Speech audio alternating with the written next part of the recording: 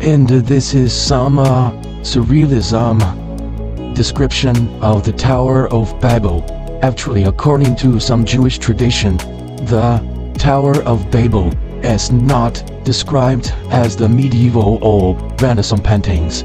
Actually, we have all this kind of prejudice because we have a first impression of something. We think that it's just like the fruit of apple, but actually the fruit is not apple in the Eden story. And actually, according to the Jewish tradition, the Tower of Babel is kind of like space shape, how to say, like that kind of portal.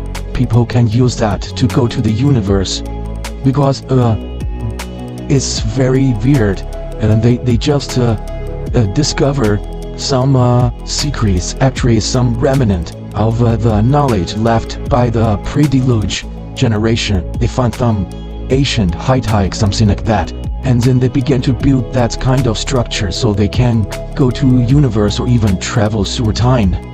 Yes, it's a kind of like fiction things, but it is recorded in the Jewish tradition. That's the Tower of Babel because they built the Tower of Babel in a valley.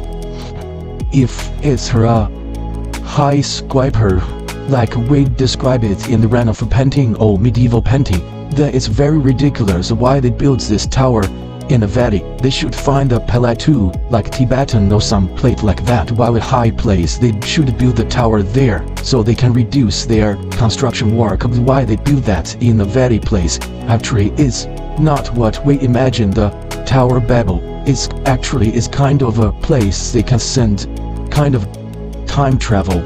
It's according to Jewish tradition, but according to Kabbalah, it has a deeper explanation. That's what I want to share today. And the Tower of Babel actually represents a spiritual rather than a physical structure that was being built by humanity.